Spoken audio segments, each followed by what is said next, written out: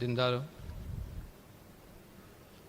سب سے پیشتر ہمارے آقا نامدار امام زمان نور خداوند برحق نور مولانا شاہ کریم الحسینی حاضر امام کے مبارک نام پر صلوات پڑھیے۔ اللہم صلی علی محمد و آل محمد۔ دینداروں، ہم سب یہ اچھی طرح جانتے ہیں کہ اسماعیلی طریقے کی بنیاد دین اسلام کے اندر حاضر امام کا وجود ہے اور حاضر امام پہ عقیدہ ہے، اور قرآن حکیم کی تعلیمات کے مطابق امام زمان زمین پر اللہ تعالیٰ کے نور کا مظہر ہے۔ امام زمان زمین پر مومنین کے لیے مشکل کشا اور حاجت روا ہیں۔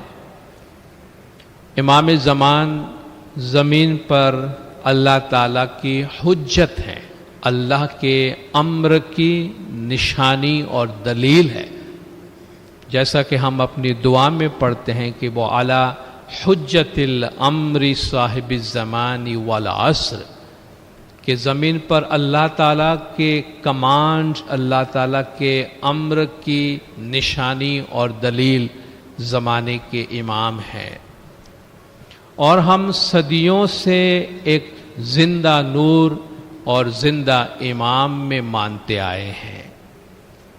ہمارا طریقہ صدیوں سے ایک نور پرست اور روشنی میں رہنے والا طریقہ جانا گیا ہے۔ قرآن شریف میں اللہ تعالیٰ کا فرمان ہے کہ اللہ ولی الذین آمنوا یخرجہم من الظلمات الی النور۔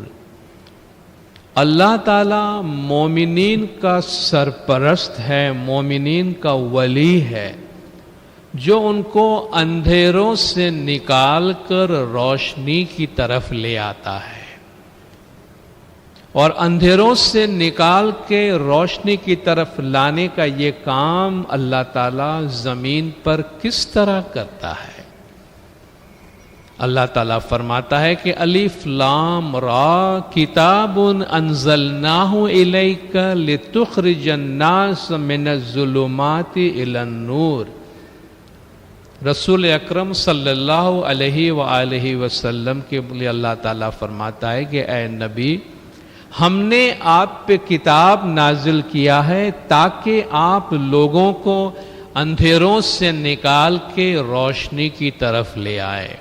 تو اللہ جو مومنین کا ولی ہے، وہ اپنے پیغمبر کے ذریعہ، اور رسول اکرم نے فرمایا کہ من کنت مولاہ فعلی مولا، جس کا میں ولی ہوں، جس کا میں مولا ہوں، اس کا علی مولا ہے۔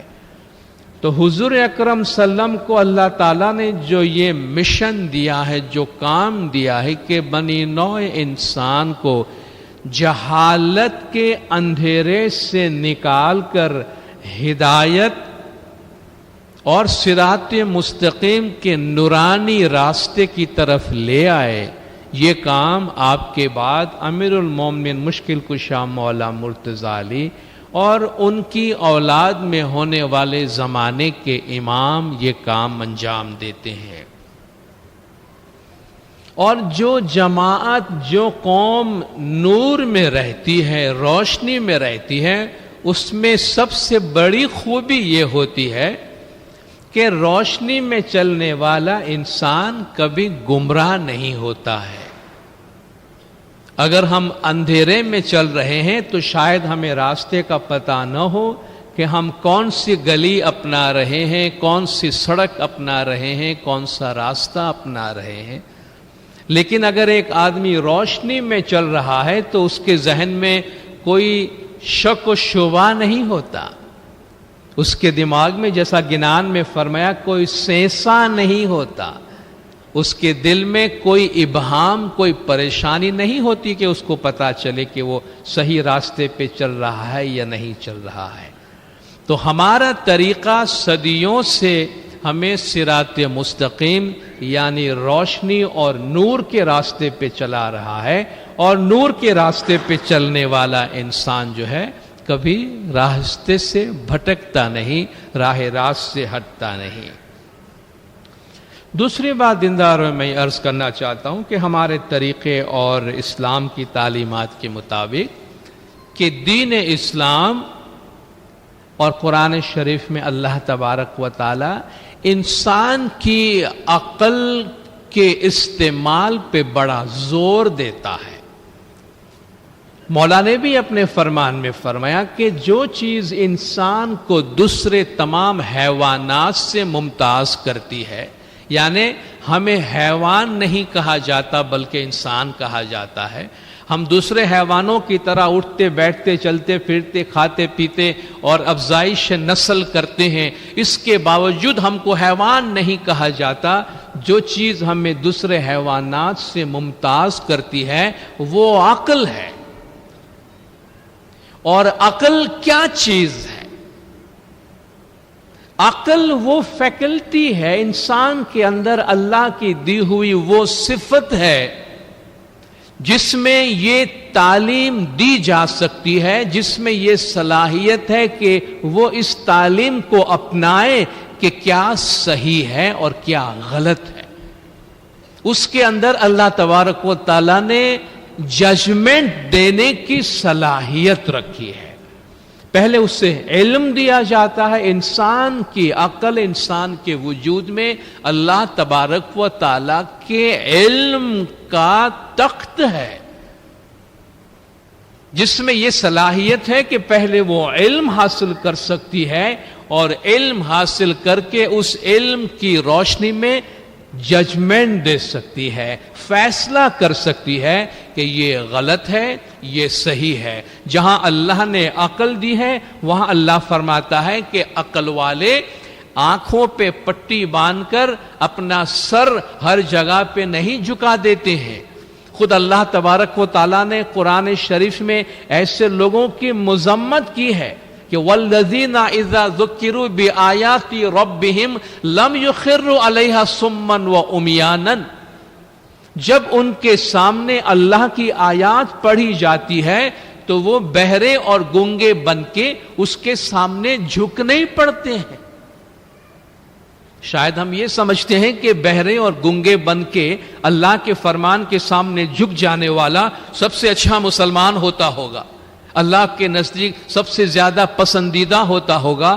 اللہ فرماتا ہے وہ سب سے زیادہ ناپسندیدہ انسان ہے کہ الذین اذا ذکروا بآیات ربہم، ان کے سامنے جب اللہ کی آیات پڑھی جاتی ہے لم یخروا علیہا، وہ نہیں جھک پڑتے ہیں اس کے سامنے صما وعمیانا، اندھے اور گنگے اور بہرے بن کے۔ تو اللہ نے جب عقل دی ہے تو اللہ فرماتا ہے کہ اللہ تبارک و تعالیٰ کی دی ہوئی تعلیمات کو سمجھو، سوچو، غور و فکر کرو۔ اللہ تعالیٰ فرماتا ہے یہ اولو الالباب یعنی عقل مند لوگوں کا دین ہے۔ ان فی خلق السماوات والارض واختلاف اللیل والنہار لآیات لأولی الالباب، کہ بے شک زمین و آسمان کی تخلیق میں اور دن اور رات کے آنے جانے میں عقل مندوں کے لیے بڑی نشانیاں ہیں۔ اب یہ عقل مند لوگ کون ہیں؟ ان کی کیا صفت ہے؟ یہ اولو الالباب صاحب فہم و بصیرت کون ہیں؟ الذین یذکرون اللہ قیاما وقعودا وعلی جنوبہم، جو کھڑے ہیں، بیٹھے ہیں یا لیٹے ہیں اللہ کا ذکر کرتے ہیں۔ وَيَتَفَكَّرُونَ فِي خَلْقِ السَّمَاوَاتِ وَالْأَرْضِ، اور آسمانوں اور زمین کی تخلیق میں فکر کرتے ہیں، غور و فکر کرتے ہیں، اور اس غور و فکر کے نتیجے میں کہتے ہیں ربنا ما خلقت ھذا باطلا، اے ہمارے پروردگار تو نے اس کائنات کو بیکار پیدا نہیں کیا ہے۔ سبحانک فقنا عذاب النار، تو سبحان ہے، تیری ذات ہر قسم کی صفات اور تعریف سے بالا تر ہے، ہمیں آتش جہنم سے محفوظ رکھنا۔ تو یہ ہے اولو الالباب، یہ ہے عقل مند لوگ جو ذکر بھی کرتے ہیں اور فکر بھی کرتے ہیں۔ فکر سے مطلب سوچنا، غور و فکر کرنا، اور اس غور و فکر کے نتیجے میں علم حاصل کرتے ہیں اور علم کی روشنی میں صراط مستقیم پر چلتے ہیں۔ تو اللہ نے جو ہمیں عقل سے نوازا ہے اور جس عقل کی پرورش پیغمبر اور زمانے کے امام کرتے ہیں، اس عقل کا احترام کرنا چاہیے، اس عقل کا احترام اس کو استعمال کر کے کرنا چاہیے۔ آج آپ دیکھیں مولانا حضرت امام شاہ کریم الحسینی صلوات اللہ علیہ دنیا بھر میں بہترین تعلیم دینے کے لیے ان ممالک میں، خاص طور پہ جہاں غربت ہے، تعلیم کا اچھا نظام نہیں ہے، آج مولا schools of excellence Aga Khan academy کے نام سے شروع کر رہے ہیں، جہاں مولا فرماتے ہیں کہ دھرتی پر جو بہترین تعلیم حاصل کرنے کی گنجائش موجود ہے، وہ سب کے سب ہم اس ادارے میں لا کر غریب بچوں کو تعلیم دینے کی کوشش کریں گے۔ اور تعلیم کا دوسرا نام ہے عقل کو فروغ دینا، عقل کی پرورش کرنا، اور یہ انسانیت کا سب سے بڑا احترام اور انسانیت کی سب سے بڑی عزت ہے۔ رسول اکرم صلی اللہ علیہ وآلہ وسلم صلوات اللہ علیہ کا ایک بیٹا گزر گیا تو سب لوگ غمگین ہو گئے۔ اتفاقاً وہ سورج گرہن بھی ہوا، سورج گرہن بھی ہوا، جس کی وجہ سے جیسا کہ آپ جانتے ہیں جب چاند سورج اور زمین کے درمیان آ جائے تو سورج گرہن ہوتا ہے۔ جہالت کا دور تھا، علم اتنا پروان نہیں چڑھا تھا، لوگوں نے دیکھا کہ آسمان بھی دن دہاڑے سیاہ ہو گیا ہے، سورج بھی بجھنے لگا ہے۔ لوگوں نے کہا کہ دیکھو رسول اللہ کا بیٹا گزر گیا ہے تو آسمان بھی غمگین ہے، اللہ بھی اس غم میں شامل ہے، اور اگر آپ لوگوں کے حالات کو ایکسپلوئٹ کرنا چاہیں، اگر آپ اس موقع کا فائدہ اٹھانا چاہیں تو اس سے اچھا موقع اور کوئی نہیں ہو سکتا تھا کہ آپ لوگوں میں جا کے اعلان کریں کہ دیکھو میں اللہ کا سچا نبی ہوں، اس کا ثبوت یہ ہے کہ میرا بیٹا گزر گیا تو سورج بھی سیاہ ہونے لگا ہے۔ لیکن جو عقل کل کا مظہر ہے، جو زمین پر عقل کی پرورش کرنے کے لیے آیا ہے، وہ عقل کی دشمنی نہیں کر سکتا۔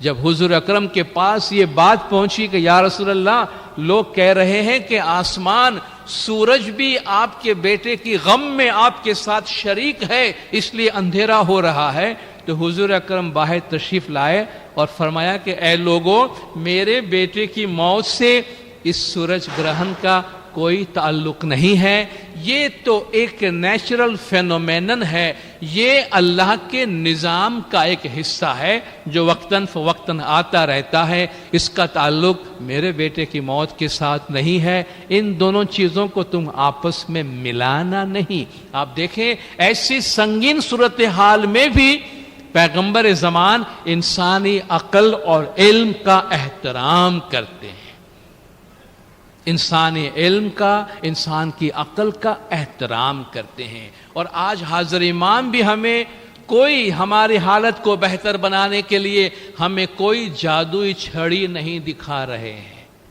ہم میں سے بہت سے لوگ پریشان ہوتے ہیں، بہت سے لوگ تکلیف میں ہوتے ہیں، ہم تیسری دنیا میں غریب ملکوں میں رہنے والے لوگ ہیں، ہمارا ملک پسماندہ ہوتا ہے، ہمارا علاقہ پسماندہ ہوتا ہے، ہماری معاشی حالت دنیا کے بہت سے ممالک کے مقابلے میں اچھی نہیں ہے، اور ہم محنت کر رہے ہیں، جد و جہد کر رہے ہیں، اس راستے میں آگے سے آگے بڑھنے کی کوشش کر رہے ہیں، اور زمانے کے امام ہم کو راستہ بتاتے ہیں، اور ہماری مالی حالت کو بہتر بنانے میں جو بہترین راستہ ممکن ہوتا ہے وہ زمانے کے امام ہم کو بتاتے ہیں۔ اور یاد رکھیے، اگر کوئی آپ کو شارٹ کٹ بتاتا ہے اگر آپ کو ایسے لوگ ملتے ہیں معاشرے میں جو شاید آپ کو شارٹ کٹ بتاتے ہیں کہ ہمارے پاس آ جاؤ، ہم آپ کی مالی حالت کو اچھی بنانے کا شارٹ کٹ بتاتے ہیں، وہ آپ کو ڈبونے والے ہوتے ہیں، وہ آپ کو برباد کرنے والے ہوتے ہیں۔ انسان میں اللہ تعالیٰ نے جو بہت سی صفات رکھی ہیں، ان میں سے ایک صفت ہے جس کی وجہ سے انسان ہمیشہ گمراہ ہوتا ہے، جس کی وجہ سے انسان ہمیشہ ڈوبتا ہے، اور وہ ہے لالچ کی صفت۔ لالچ کی صفت، کام، کرودھ، لوبھ، موہ، مد، جو ہمارے پیروں نے 5 بری صفات کے جس سے بچنے کو کہا ہے، اس میں سے ایک ہرس ہے، لالچ ہے۔ مانگنے والے کا، لینے والے کا پیٹ کبھی نہیں بھرتا۔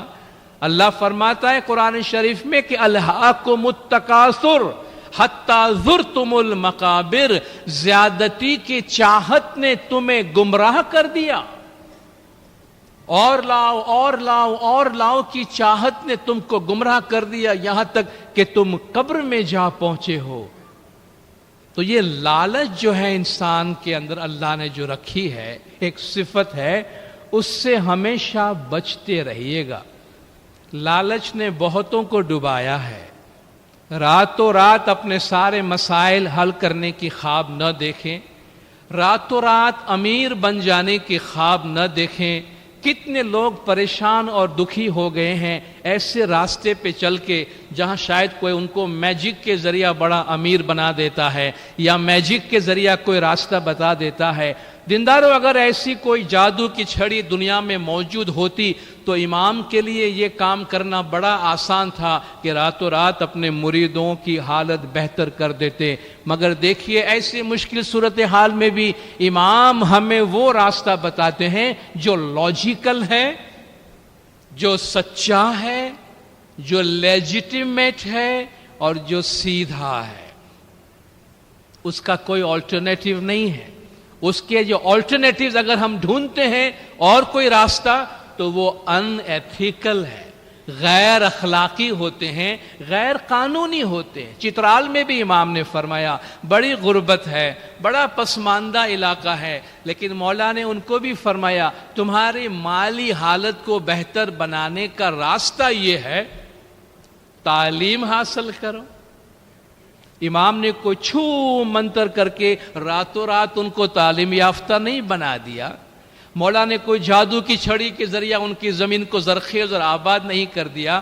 امام سیدھی صاف باتیں کرتے ہیں، تعلیم حاصل کرو، آپس میں مل کر کام کرنے کی کوشش کرو، آپ کے معاشرے میں جن چیزوں کی ضرورت ہے ان میدانوں میں جانے کی کوشش کرو، بچت کرو، دکھاوے سے پرہیز کرو۔ یہ لاجیکل راستے ہیں۔ اس کے علاوہ دنیا میں اور کوئی راستہ نہیں ہے کہ انسان محنت کے بغیر راتوں رات اپنے مسائل بھی حل کر لے اور مالی طور پہ اپنے آپ کو بہت مضبوط کر لے۔ تو یہ جو گمراہ کرنے والے راستے ہیں جو ہمارے اندر سے بھی پیدا ہوتے ہیں اور ہمارے معاشرے میں بھی پیدا ہوتے ہیں، امام زمان ہمیں ان چیزوں سے بچاتے ہیں۔ تو مولا نے ہمیں عقل دی ہے۔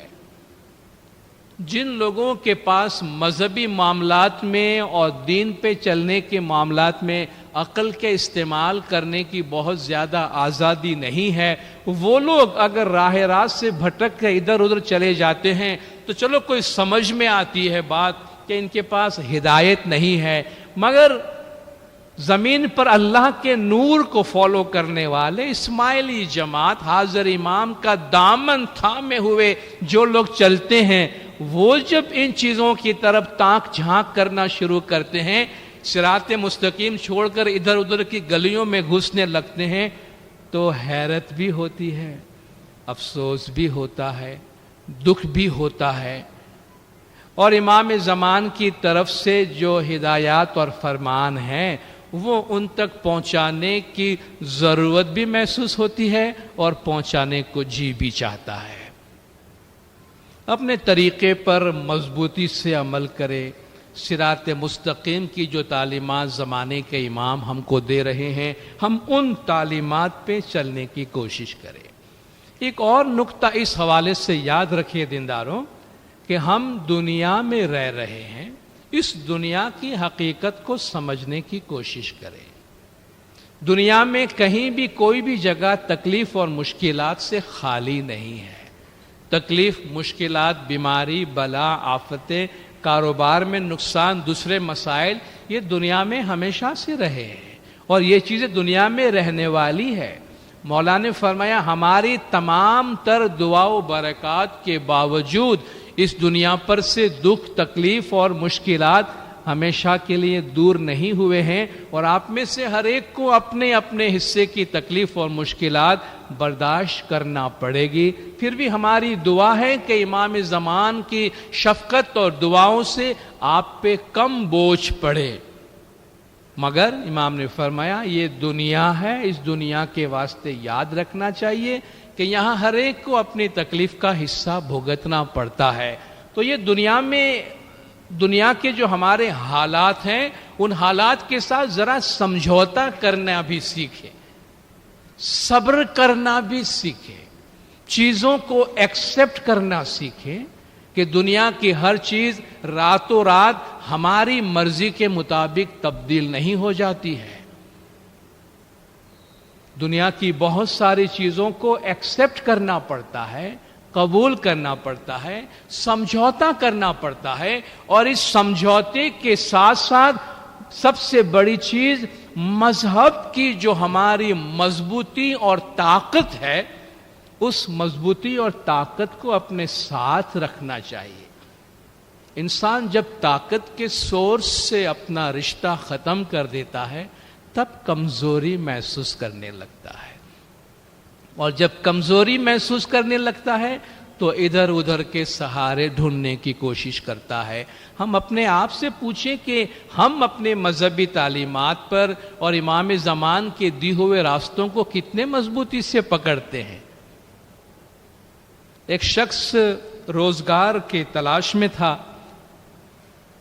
اور کافی لوگوں کے پاس وہ گیا کہ اسے کہیں سے کوئی راستہ ملے، روزی روزگار کا کوئی ذریعہ مل جائے۔ تو ایک آدمی کے پاس گیا، اس نے کہا میں تمہیں کام دے سکتا ہوں اگر تم محنت کر سکتے ہو۔ کہا محنت تو میں کر سکتا ہوں۔ اس نے کلہاڑی دی اسے درخت کاٹنے کے واسطے، یہ کلہاڑی لے جاؤ، دیکھو جتنے درخت زیادہ کاٹو گے اتنا تمہارا فائدہ ہے، تمہیں اتنی اچھی روزی ملے گی۔ کہا اچھی بات ہے، بہت جوش میں آ گیا کہ یہ تو بڑا اچھا کام ہے، میں محنت بھی کرنے والا ہوں، محنت کروں گا اور کمائی ہوگی۔ پہلے دن لگ گیا کام پہ، بڑی محنت کی، 15 درخت کاٹ ڈالے ایک دن کے اندر، بڑا انتھوزیاسٹک ہے، بڑا جوش میں، میرا کام بڑا اچھا ہوا۔ 2-3 دن کام اس طرح چلا۔ چند دنوں بعد محسوس ہوا کہ اب وہ مشکل سے 10 درخت کاٹ سکتا ہے۔ کچھ دن اور گزرے، 10 میں سے 8 پہ آ گیا، 8 میں سے 7 پہ آ گیا، 6 پہ آ گیا۔ تو اپنے مالک کے پاس واپس آیا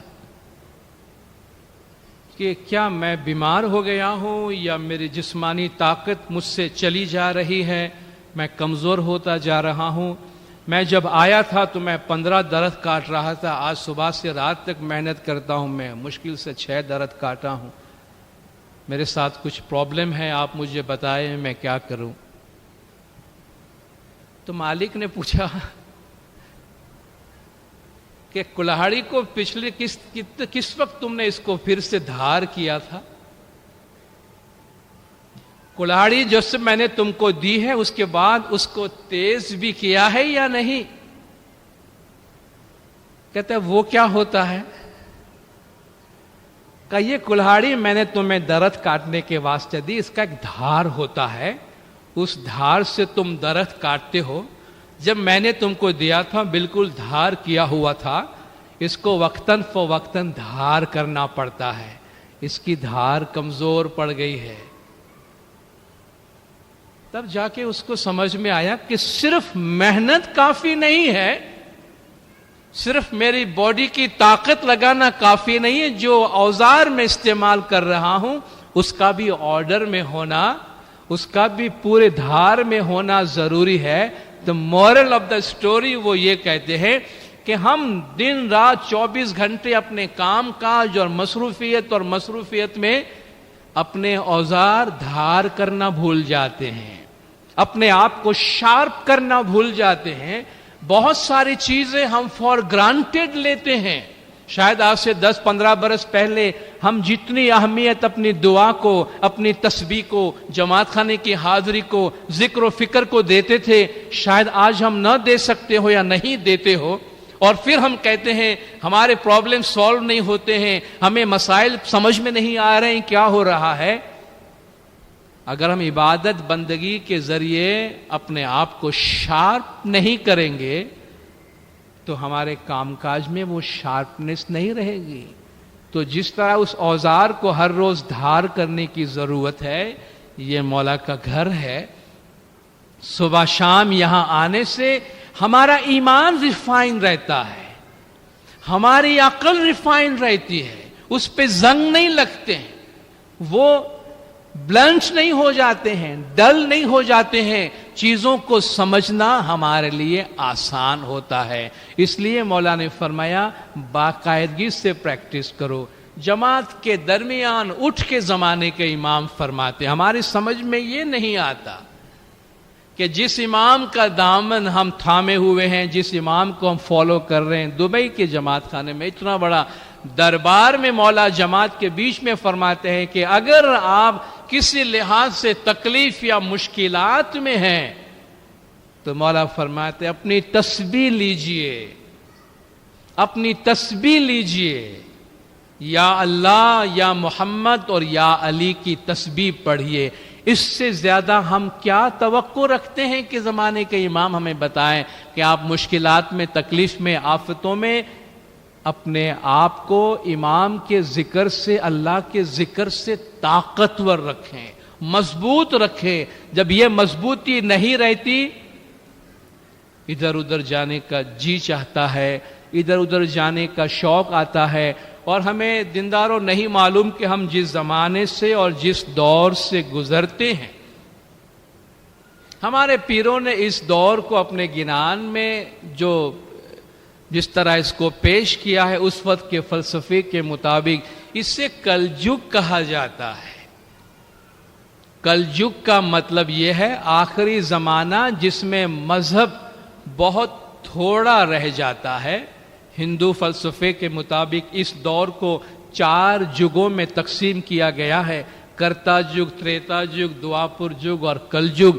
کرتا جگ جس کو ستیگ کہتے ہیں, جس میں اتنی اچھائی ہے کہ آپ دن رات ڈھونڈنے جائیں تو بھی کوئی برا انسان یا کوئی بری چیز آپ کو نہیں ملے گی, برائی نہیں ملے گی. اس کے مقابلے میں کلجگ ایسا ہے کہ آپ دن رات محنت کریں تو اچھا انسان اور اچھائی ڈھونڈنے میں آپ کو محنت کرنی پڑتی ہے. یہ بڑا ڈیفیکلٹ ٹائم ہے, اس میں اپنے ایمان کو سنبھالنا بڑا مشکل ہے. ایک درویش نے خواب دیکھا رات کو, اور اس خواب میں اس نے دیکھا کہ چند درویش ہے جو ایک دریا کنارے, ندی کنارے کھڑے ہیں, اور اپنے پرواز کے ذریعہ وہ دوسری طرف جانے کی کوشش کرتے ہیں. بعض اوقات تشبیہی پیغاموں میں ہمارے لیے بہت اہم میسج ہوتا ہے. تو پہلا جو درویش ہے وہ تو بس یوں اڑا اور اڑ کے دوسرے کنارے چلا گیا. دوسرا درویش اڑنے لگا, آدھے راستے میں گیا تو پانی میں گرنے لگا, مگر تھوڑی سی محنت کی اور اڑ کے دوسرے کنارے پہنچ گیا. تیسرا بھی اڑا کہ نہیں اڑا, پانی میں گرا, نکلا پھر گرا, نکلا پھر گرا, مگر گرتے پڑتے آخر وہ کنارے پہ پہنچ گیا. تو صبح خواب سے بیدار ہو کر یہ اپنے مرشد کے پاس جاتا ہے کہ آج میں نے یہ عجیب سا خواب دیکھا ہے. 3 درویشوں کو دیکھا جو اس طریقے سے دریا کو عبور کر رہے ہیں. ایک بڑے آرام سے گزر گیا, دوسرا مشکل سے, اور تیسرا جو ہے وہ گرتے پڑتے پہنچا. اس نے کہا دیکھو یہ دنیا سے نجات حاصل کرنے کا راستہ ہے. جو پہلے درویش کی بات کرتے ہو وہ پچھلے زمانے کا درویش تھا. وہ اس زمانے کے لوگ تھے کہ جس میں اچھائیاں تھی تو لوگوں کو روحانی پرواز کے لیے محنت کرنے کی ضرورت نہیں پڑتی تھی. دوسرے زمانے کے لوگ جو درمیانی دور کے تھے تھوڑی سی محنت کر گئے تو پار نکل گئے. تیسرا درویش ہے، وہ کہتے ہم اور آپ اس زمانے کے لوگ ہیں جہاں ہم قدم قدم پہ گرتے ہیں. ہم ایسے مشکل دور سے گزر رہے ہیں کہ انسان کتنی بھی نیکی کرے قدم قدم پہ گرتا ہے، مگر بڑی بات ہے کہ اٹھتا ہے اور پار پہنچتا ہے. مگر وہ کہتا ہے یاد رکھو ان تمام درویشوں میں جو آخری والا درویش ہے وہ سب سے زیادہ مضبوط درویش ہے. آخری والا ہے وہ سب سے مضبوط ہے، کیونکہ وہ ڈیفیکلٹ حالات میں، ڈیفیکلٹ کنڈیشن میں، مشکل دور میں اپنے آپ کو بچاتا، گرتا پڑتا پار نکل جاتا ہے. جیسے ہم ہیں آج کے دور پہ گزرتے ہیں، قدم قدم پہ گمراہی ہے، قدم قدم پہ ٹیمپٹیشن ہے. گھر گھر لوگ اپنے نہ معلوم کیا کیا کھول کے بیٹھے ہیں. مذہب کے نام پہ سب کچھ ہوتا ہے مگر مذہب نہیں ہوتا. جتنا مذہب کا نام لیا جاتا ہے اتنا ہی مذہب کا فقدان ہے ہماری سوسائٹی کے اندر. آج لوگوں نے مذہب اور مذہب کے راستے کو بھی ایک دنیا داری بنا رکھی ہے. مذہب اور مذہب کے راستے کو بھی ایک کامرشل چیز بنا کے رکھی ہے. ہم نے اپنے آپ کو زمانے کے امام کے سپرد کیا ہے. پیر فرماتے ہیں حالات بڑے خراب آئیں گے مگر اپنے آپ کو مضبوطی سے اس راستے کے اوپر رکھو. آپ نے سنا کتنی دفعہ امام زمان فرمان میں ہم کو فرماتے ہیں آپ مس گائیڈ مت ہو جائیے. کسی کو آپ یہ اجازت نہ دیں کہ وہ آپ کو گمراہ کرے، صراط مستقیم سے آپ کو ہٹا دیں، ایسا نہ ہو. اور یہ جو گھر امام زمان نے ہم کو دیا ہے یہ مولا کا گھر ہے. ہماری تمام امیدوں کی تکمیل یہاں ہوتی ہے، ہماری تمام مشکلات کی آسانی یہاں ہوتی ہے، ہماری تمام حاجت روائی یہاں ہوتی ہے. اس گھر کے علاوہ ہمارا اور کوئی گھر نہیں ہے. اگر ہم ادھر ادھر جانے لگیں گے، آپ جانتے ہیں زمانے کے امام کی ہدایت کتنی صاف اور کتنی واضح ہے. کل جگ ماہے پیر بہت کلاوے، پن تستھ کی سینسا نہ مٹے. آج کے دور میں گھر گھر پیر ہوں گے. ایک جگہ پیر نے فرمایا کہ 40 لاکھ دینت کالنگانا چیلا تے نت نت کڑا جگاڑ شے. دینت کالنگا کہتے ہیں دشمن امام کو، جو دین کا دشمن ہے. کہتے ہیں 40 لاکھ اس کے چیلے ہیں جو گھر گھر میجک دکھائیں گے آپ کو. اور ہم کیا ہیں پتہ نہیں کس چیز کے بنے ہوئے ہیں کہ ہم میجک پر عاشق ہو جاتے ہیں، جادو پر عاشق ہو جاتے ہیں. سورج کو دیکھتے نہیں ہیں، بلب کی روشنی پہ عاشق ہو جاتے ہیں جو کہیں کہ کرائے کی روشنی ہوتی ہے. آپ دیکھیے ہمارے دائیوں نے، ہمارے پیروں نے کیا فرمایا ہے ہم کو گنان کے اندر. گھر گھر پیر نہ کیجئے، یعنی گھر گھر پیر نہ ہوئے. نہیں ہو سکتا ایسا.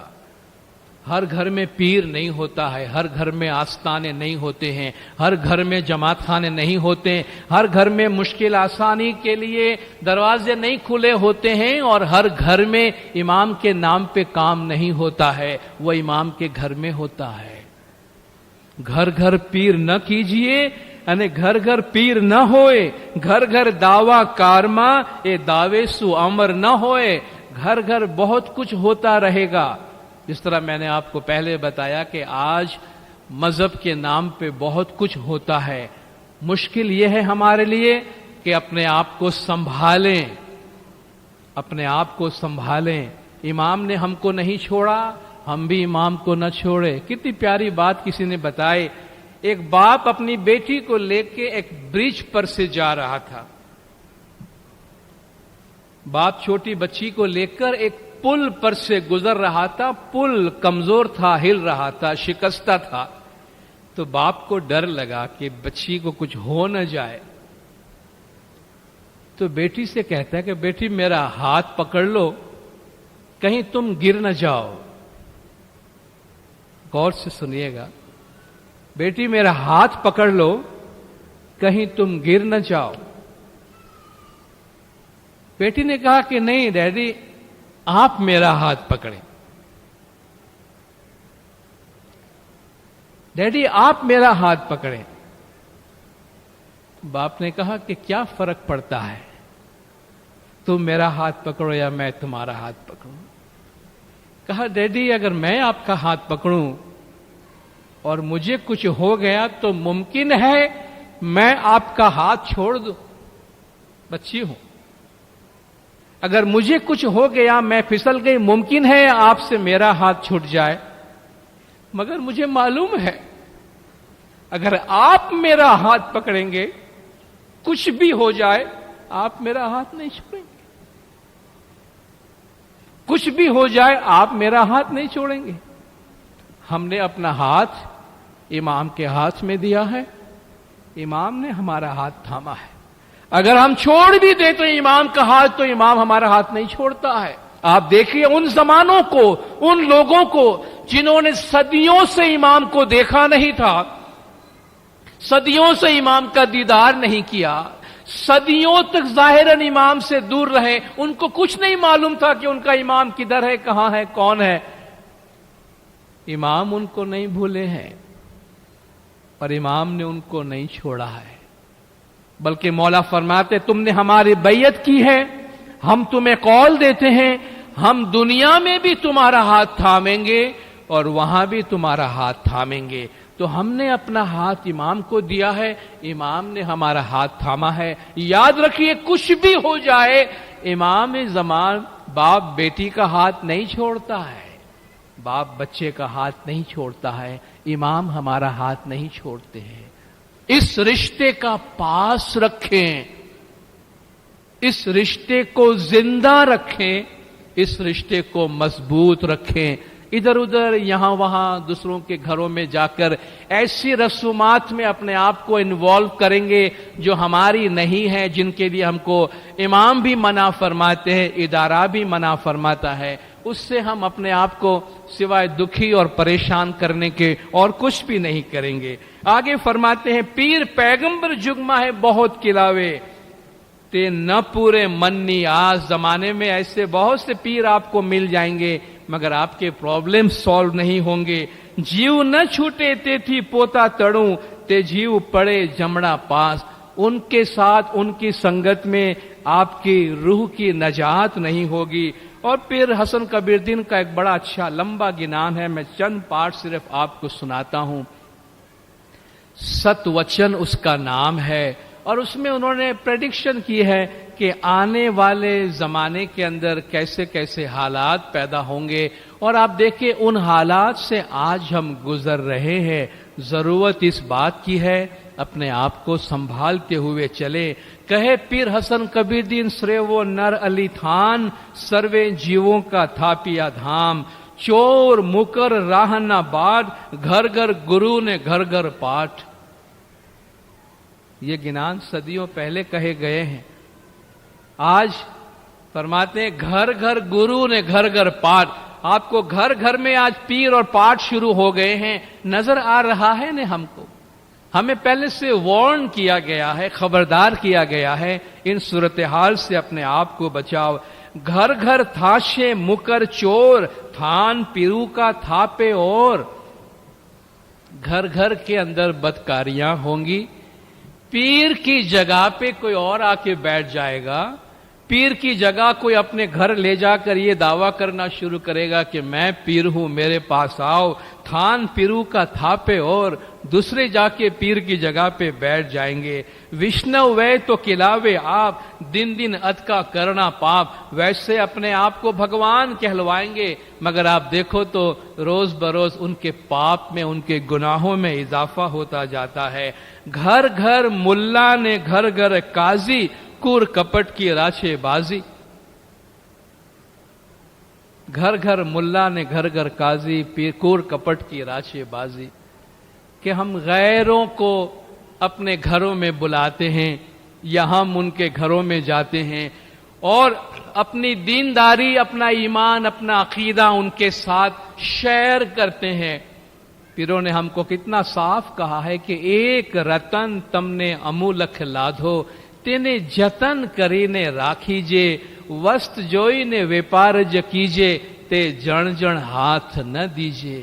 تمہیں ایک جوہر دیا گیا ہے، ایک موتی، ایک ہیرا، ایک جویل دیا گیا ہے، اس کو سنبھال کے رکھو، اچھا بیپاری دیکھ کر اس کے ساتھ بیپار کرو، ہر ایک کے ہاتھ میں نہ دو۔ یہ جو ہمارا ایمان، ہمارا عقیدہ ہے، ہر ایک کے ہاتھ میں دینے اور ہر ایک کے ساتھ شیئر کرنے جیسا نہیں ہے۔ گھر گھر دراچاری ایسی ہوئی، سچ کی راہ پر نہ چالے کوئی۔ گھر گھر کے اندر ایسی باتیں ہوں گی کہ سچائی کے راستے پر کوئی نہیں چلے گا۔ ٹوڑا ٹامڑ گھر گھر ہوئی، گنان وچاری نہ چالے کوئی۔ یہ دورا دھاگا گھر گھر ہونے لگیں گے۔ یہ تھالی ہے یا روٹ ہے یا کنڈا ہے، دیندارو جہاں تک مجھے یاد ہے تقریباً اس کراچی شہر کے اندر واز کرتے ہوئے 40 برس ہو گئے۔ 1965 سے جب ہمارا اسماعیل ایسوسیشن یہاں آپ کی اسی جماعت خانے کے میزنین فلور کے اندر تھا، تب ہم یہاں پڑھتے تھے۔ 1965 سے لے کر کم از کم اس شہر کے اندر ہم یہ تھالی، روٹ اور کنڈا پہ بولتے آئے ہیں۔ اگر 40 سال کے بعد بھی وہی بات ہم کو کہنے کی ضرورت پڑے تو آپ سمجھ سکتے ہیں کہ ہم کیا سیکھتے ہیں اور ہم نے کتنا گرو کیا ہے، ہم نے کتنی ترقی کی ہے کہ آج 40 برس کے بعد بھی ہم کو وہی سبق سکھانا پڑ رہا ہے جو ہم 1965 میں اور 66 میں پڑھتے تھے۔ ہمیں کیا ہو گیا ہے؟ دنیا کہاں سے کہاں نکل گئی ہے، ہم یہ ABCD میں سے باہر نہیں نکلے ہیں، ہم اس بیسکس میں سے باہر نہیں نکلے ہیں۔ امام فرماتے عقل کا استعمال کرو اور دیکھو دنیا میں کیا کچھ ہو رہا ہے۔ دنیا میں سب سے زیادہ اچھی قوم ہماری ہے کہ ہمارے کوئی پرابلم ہی نہیں ہے، کوئی سوالات ہی نہیں ہے۔ امام زمان فرماتے ہیں اس پہ چلو، تمہارے سارے راستے ختم، تمہارے سارے مشکلات ختم، سب مشکل آسان۔ کیا چاہیے ہمیں؟ تو اب ان چیزوں کا ایک انت آنا چاہیے اور ہم اس پہ بلڈ کر کے اپنے آپ کو عقلانی طور پہ، روحانی طور پہ زیادہ آگے سے آگے بڑھانے کی کوشش کریں۔ میں ایک فرمان کے ساتھ آج کا یہ موضوع ختم کرتا ہوں۔ مولا نے فرمایا کہ دوسرے دین والوں سے تعویذ لے کر کبھی اپنے پاس نہ رکھنا۔ ایسے لوگوں کے پاس سے تعویذ لے کر گلے میں ڈالتے ہیں اور ان پر اعتقاد رکھتے ہیں، اس سے آپ کے ایمان میں بہت سستی پیدا ہوگی۔ اور یاد رکھیے دیندارو، گھر گھر ادھر ادھر جانے والے کی یہ نشانی ہے کہ اس کے ایمان میں سستی ہے۔ ایمان میں جو چستی ہے، مضبوطی ہے، وہ مولا کے در کو چھوڑ کر کہیں اور نہیں جاتا۔ اس طرح کریں گے تو یوں سمجھا جائے گا کہ آپ دو شخص کی اولاد ہوئے ہیں۔ آپ دوسروں سے تعویذ لیں گے تو ہمارے دیے ہوئے تعویذ آپ کو کوئی کام نہیں آئیں گے اور آپ کبھی بھی روشنی نہیں دیکھ سکیں گے، آپ کے دل میں اندھیرا ہوگا۔ آپ ایمان پر یقین نہ رکھیں اور ادھر ادھر دوڑیں، وہ بے ایمانی ہے۔ 7 جگہوں پر پاؤں رکھنے سے کیا فائدہ؟ یہاں وہاں دوڑنے والے اگر کبھی ہم سے نزدیک بھی ہوں تب بھی وہ ہم سے دور ہیں۔ ایسے لوگ یہاں آئے تب بھی انہیں شک رہتا ہے اور دوسری جگہوں پر جائیں وہاں بھی انہیں شک رہتا ہے۔ ایسے شخص کا ایمان کسی بھی جگہ قائم نہیں رہتا، اس کے دل میں ہمیشہ شک بھرا رہتا ہے۔ آپ اپنا ایمان مضبوط رکھیں۔ اگر کوئی شخص آپ کو الٹی سیدھی سمجھائیں تو اس کی باتیں کبھی بھی قبول نہ کرنا۔ کتنے صاف لفظوں میں مولا نے فرمایا ہے۔ اگر ہم سے کوئی بھول ہوتی ہے، بھول ہوئی ہے، امام زمان کے دربار میں ہم آتے ہیں، توبہ کریں، مولا سے معافی مانگیں، مولا کا دامن تھاما ہے، مولا کے ساتھ چلے، مولا کے پیچھے چلے۔ صدیوں سے ہم اس راستے پہ چلے ہیں اور ہم نے دیکھا ہے کہ ہماری جماعت نے زمانے کے امام کی رہنمائی میں کتنی ترقی کی ہے اور کتنے آگے بڑھے ہیں۔ یہ ہماری سب سے بڑی مضبوطی ہے اور اپنے ایمان کو زمانے کے امام کی ذات پہ مضبوط رکھے، صبح شام جماعت خانے کی حاضری میں پابند رہے، اور اپنی تسبیح ہمیشہ اپنے ساتھ رکھیں، اور اپنی تسبیح کا ذکر ہمیشہ اپنے دل میں رکھیں۔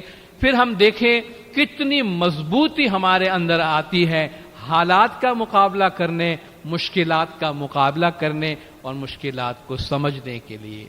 آپ جماعت نے خاموشی سے سنا، آپ سب کا بہت بہت شکریہ۔